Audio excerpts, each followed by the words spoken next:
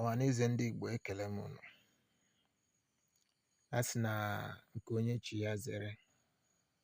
Amara m ebe unu nọ na-ekere m, were na-asị ụtụtụ ọma, ehihie ọma, mgbede ọma, depending on where you are watching from. Achọrọ m ka anyị ghọta na Chukwu ekele anyị, mee anyị ihe anyị ga-abụ. God has created every one of us with a purpose. Try ka gbalịa ka ịma ihe merenụ Chukwu ji kee gị. Try to know the purpose God has created you. Elela anya na o nwere onye na-achọ ka o nyere gị aka. Elela anya na anọla ofu ebe na-ele